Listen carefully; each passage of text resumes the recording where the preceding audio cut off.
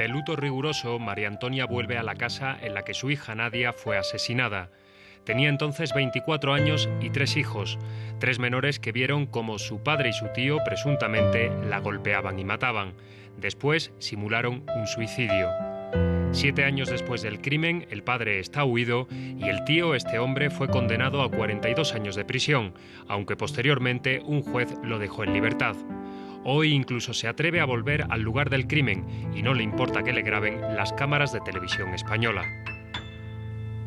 La impunidad es muy dolorosa, y más de mi hija, ¿no? De lo que más se ama, y que haya sido privada de la vida en la forma que fue privada, donde hubo una gran saña, porque podríamos decir que Nadia fue torturada. Es algo muy doloroso, muy doloroso y frustrante igual. 98 de cada 100 delitos quedan impunes en México. Impunidad, corrupción y la llamada guerra contra los narcos, que deja ya entre 42.000 y 50.000 muertos, son algunos de los problemas más graves del país, que se avecina a unas nuevas elecciones. Todas las encuestas dicen que el PRI volverá al poder después de 12 años de gobiernos conservadores. Una nueva alternancia política que en teoría debería consolidar la transición mexicana, pero que muchos cuestionan. Lo fundamental es que la democracia no está funcionando porque hay una quiebra ética y una ausencia de proyecto de país que aglutine a las mayorías y que haga revivir la esperanza en que podemos hacer que la democracia funcione. En lo económico, México está sorteando la crisis. Es una potencia emergente, pero casi la mitad de su población es pobre. México avanza, pero muchos creen que son avances insuficientes. Otros incluso cuestionan que los mexicanos estén protagonizando una transición democrática real.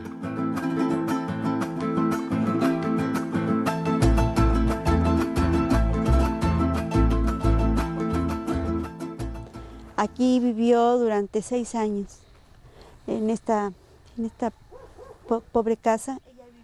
María Antonia recorre los últimos pasos que dio con vida a su hija Nadia. Explica cómo su marido Bernardo la maltrató durante años. El 12 de febrero de 2004 la paliza fue a más. Y pues desgraciadamente los niños vieron cómo metieron a su madre a la cisterna, cómo la golpearon y posteriormente cómo la metieron, ¿no? La meten arrastrando a la casa. Bernardo cuenta con la ayuda de su hermano Isidro.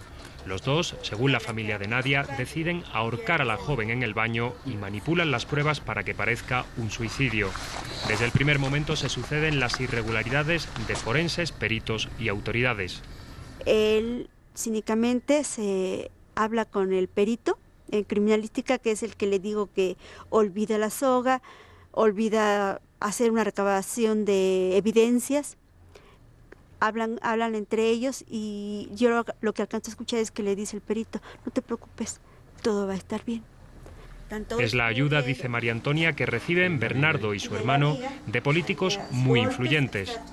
Ellos, sin embargo, no desfallecen. Finalmente hubo juicio, sin Bernardo, que está huido.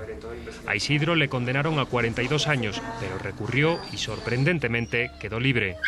No es la primera vez que se acerca a la casa donde Nadia fue asesinada. Niega que participara en el crimen y rechaza que comprara al juez que le absolvió. Nunca entré, yo no tenía ningún motivo por el cual quererle hacer daño. Y la prueba está, y yo le vuelvo a repetir. Me entregué voluntariamente, se me juzgó y aquí estoy, dando la cara. Yo tengo la frente en alto, que no tengo ningún motivo, no tuve ningún motivo, no tuve ninguna razón. Si mi hermano hizo algo, allá él, porque yo no vivía con él. Ya no le pueden volver a juzgar y además todas las pruebas del caso han desaparecido. A la familia de Nadia solo le queda que la Corte Interamericana haga justicia. Nadia es una de las 8.000 mujeres asesinadas en los últimos 18 años. Feminicidios que alarmaron en su día en Ciudad Juárez y que una ley contra la violencia hacia las mujeres no ha conseguido disminuir. La impunidad en este país sigue prevaleciendo. La impunidad corroe el país. No hay sanciones a los responsables en este país, no hay sanciones ni a los delincuentes de cuello blanco, ni a los funcionarios corruptos que están vinculados con graves situaciones de corrupción, y tampoco hay hay investigación de las violaciones a los derechos humanos.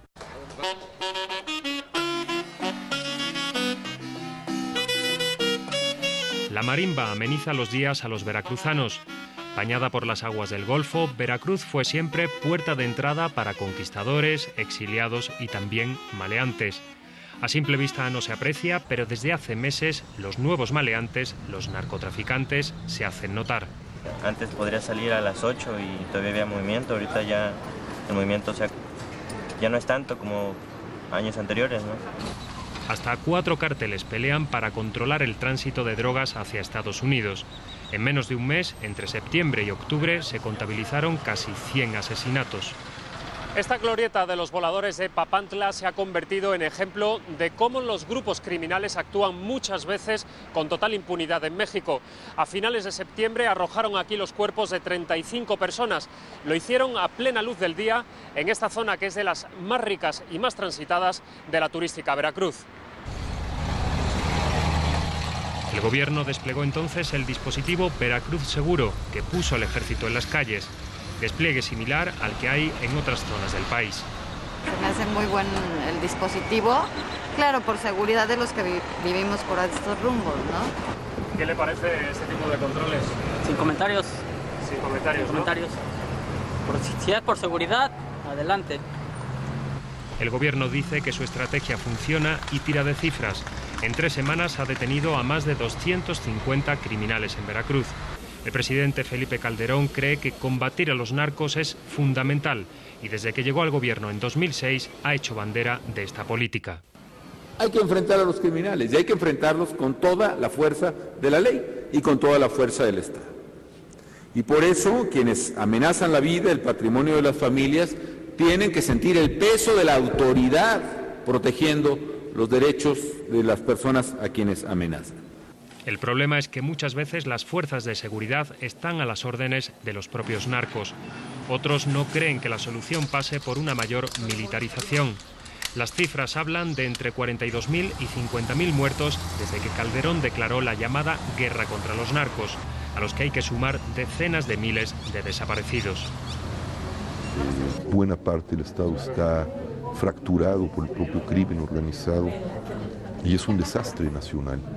El problema es que la clase política no lo está entendiendo, ni el presidente, ni los partidos, ni las cámaras. A Javier Sicilia los narcos le asesinaron a su hijo Juan Francisco. Desde entonces se ha convertido en símbolo de las víctimas. Calderón se ha reunido 2 veces con las familias y ha creado una fiscalía especial. Hay diálogo, pero las discrepancias superan a los puntos de encuentro. Tenemos que legalizar la marihuana, por lo menos. Tenemos que empezar a mirar el problema de la droga como un problema de salud pública y no como un problema de seguridad nacional. Hay tantas cosas que hacer en una agenda de unidad nacional. Un gobierno de unidad nacional, legalizar las drogas e incluso una amnistía para los narcos son algunas de las propuestas que se plantean desde distintos ámbitos en los últimos meses. Nosotros tenemos prohibido la extorsión, el secuestro. En medio de la guerra, este vídeo hizo saltar las alarmas. Los matacetas se presentan como ciudadanos dispuestos a combatir a los narcos.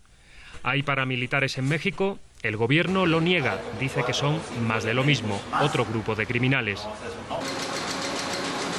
Criminales que conocen bien en Notiver, este periódico de provincias que en los últimos meses ha visto cómo asesinaban a 2 de sus periodistas. En este contexto, muchos optan por la autocensura o simplemente huyen. Sin embargo, otros como Enrique siguen al pie del cañón. Ahora la situación es sumamente más complicada porque ya están llegando al levantón, a lo que lo conocemos como el levantón, que es el secuestro, la tortura y el crimen del periodista. México es uno de los países más peligrosos del mundo para los periodistas. 13 han sido asesinados en lo que llevamos de año, varios de ellos blogueros o tuiteros. Los grupos criminales disponen de tecnología para localizar incluso a ciudadanos de a pie que alertan de los peligros a través de las redes sociales. Habrá más de eso, aunque creo que los recientes actos de ataques en Tamaulipas más, ¿no? Contra tuiteros y contra blogueros de blogs específicos ha hecho como ha puesto a la persona a pensar de que uno no se puede esconder detrás de la tecnología, que hay formas en que te pueden encontrar. La guerra contra los narcos centrará buena parte de la campaña electoral. A menos de un año para las presidenciales, los partidos buscan a sus candidatos. En el recuerdo, las pasadas elecciones, donde Calderón se impuso por la mínima al izquierdista Andrés Manuel López Obrador, que repite como candidato. Por ahora, todas las encuestas dicen que los mexicanos quieren un cambio y que este hombre, Enrique Peña Nieto, devolverá el poder al PRI, el partido que durante 71 años gobernó el país de manera hegemónica. En lo personal, yo estoy más preocupado por la crisis sistémica que por el regreso del PRI al poder, porque no va a ser la solución, ni va a ser la debacle definitiva del país. ¿Qué más corruptos podemos ser? ¿Qué más puede avanzar todavía el crimen organizado? La lucha contra el crimen organizado puede marcar su mandato, pero Calderón a estas alturas quiere destacar otros avances en educación o en sanidad, con el llamado Seguro Popular. Hasta el censo del 2000 nos cuentan, solo 44 millones de mexicanos tenían algún tipo de seguro médico, incluyendo el IMSS o el ISSSTE. Hoy ya son más de 103 millones de mexicanos los que tienen un seguro médico, y qué bueno. La economía será otro de los ejes de la campaña. Hasta ahora, México ha solventado bien la crisis mundial. Sin embargo, la dependencia de Estados Unidos y del petróleo empiezan a notarse. La economía crecerá este año alrededor del 3,5%, lejos del 5,5% de 2010. El gobierno dice que las cuentas públicas están saneadas, pero algunos creen que no se han hecho las reformas necesarias ante lo que se avecina. El Banco de México y distintos analistas anuncian los primeros síntomas de desaceleración. La fortaleza de una economía no la dan sus variables macroeconómicas. La fortaleza de una economía la da su capacidad productiva de producir bienes y servicios y su capacidad de generar empleos bien remunerados. Y esa situación no está presente en nuestro país. Hoy día tenemos menos industria, menos agricultura, menos economía formal y tenemos problemas de desempleo y subempleo. El número de parados supera los 2.600.000. Sin embargo, lo más preocupante es que más de 13 millones de mexicanos trabajan en la llamada economía informal, no pagan impuestos. Pese a todo, México es una potencia emergente y desde hace años uno de los polos de la inversión española. Las grandes empresas del IBEX 35 y otras compañías buscan aquí el negocio que la crisis les niega en Europa. Ni siquiera la inseguridad les frena. El tema de la seguridad no cabe duda que es un tema conflictivo, es un tema grave en México, pero que no está afectando de una forma directa a la inversión extranjera y concretamente a la española. Aquí hay grandes posibilidades de negocio. De hecho, este es el país del hombre más rico del planeta, Carlos Slim. Pero este también es el país de 52 millones de pobres, casi la mitad de la población. Muchos de ellos son jóvenes, mujeres e indígenas.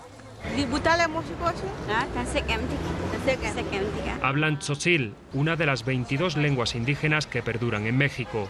Las dos son mujeres, indígenas y provienen de un ambiente de pobreza.